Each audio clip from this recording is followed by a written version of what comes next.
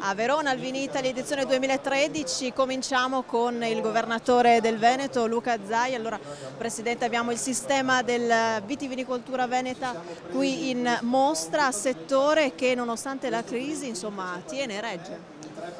Direi che è un settore che quest'anno cresce del 5% in fatturato, fattura circa 8 miliardi e 900 milioni di euro, il che ci fa ben sperare. Ovviamente non dobbiamo mai abbassare la guardia, anche se da quest'anno i francesi li vediamo dallo specchietto retrovisore, visto considerato che con 453 milioni di bottiglie di prosecco lo champagne lo stiamo un po' seminando per strada. L'export rimane comunque il fattore principale per il nostro mercato. Cresciamo bene nelle esportazioni a due cifre per alcuni vini e vengono premiati i vini del territorio, quindi il Prosecco, l'Amarone, tutti i vini che sono non globali ma vini del territorio e quindi portano l'identità della Repubblica Veneta, del Veneto in tutto il mondo. Secondo lei qual è il punto di forza dei nostri vini?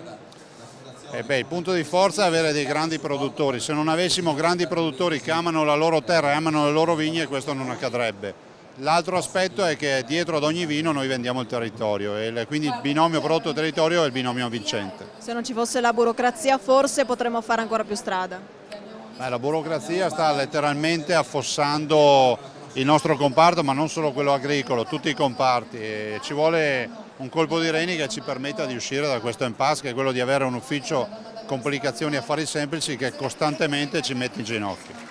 Grazie Luca Zaia, grazie. Presidente della Regione Veneto. Ok, siamo sempre nello stand della Regione Veneto in compagnia di altri due ospiti. Diamo il benvenuto a Franco Manzato, assessore all'agricoltura della Regione, e al professor Roberto Ferrarini che in questa edizione 2013 del Vinitaly ha vinto un premio importante. Allora cominciamo proprio da lei, come si sente questo premio Cangrande? Ma senza dubbio fa piacere, anche perché il coronamento di una vita di lavoro è un coronamento, anche un riconoscimento anche ai collaboratori stessi che hanno creduto in questo progetto, che è il coniugare la ricerca con le esigenze del territorio, quindi un modo di operare anche non prettamente accademico ma calato nel territorio.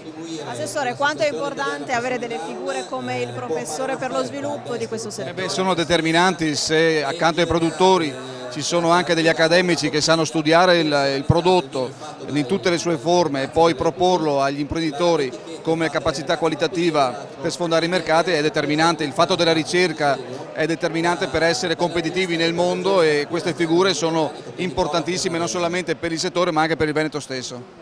Assessore, parliamo di vini veneti. Il Prosecco sicuramente ha fatto da apripista, però ne abbiamo tutta un'altra serie che assolutamente, insomma, non va dimenticata. Sì, non c'è solo il Prosecco, ovviamente il vino veneto è pieno di qualità, è pieno anche di tipologie diverse. Penso a tutto l'impianto della provincia di Verona che sta sfornando prodotti di altissima qualità.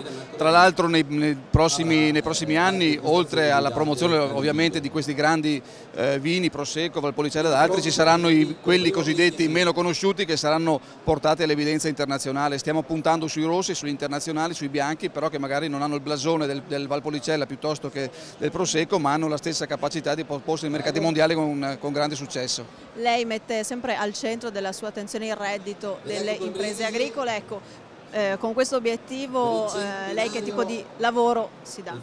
Ma io credo che il reddito sia la parte determinante di tutto il lavoro politico, della ricerca istituzionale, accademico, ovviamente imprenditoriale. Se le imprese non fanno reddito ovviamente non investono in ricerca, non investono in produzione, in qualità, non investono in promozione internazionale, non fanno la ricchezza del territorio. Quindi tutta l'azione politica, per esempio nel 2013, sarà legata all'incoming, una grande forma di incoming. Molti paesi saranno presenti a regia regionale nel nostro territorio, da est a ovest, arriveranno a Venezia e chiuderanno la loro partita a Verona per conoscere non solamente le nostre tipologie di prodotti ma anche il territorio, il paesaggio e la cultura che sono determinanti poi per la vendita di questo prodotto. Grazie a Franco Manzato, assessore all'agricoltura della Regione Veneto, grazie al professor Ferrarini, restate con noi perché Verde Nord-Est continua qui da Verona, qui dal Vinitaly. Ce l'abbiamo fatta, grazie professore. Grazie Sandra.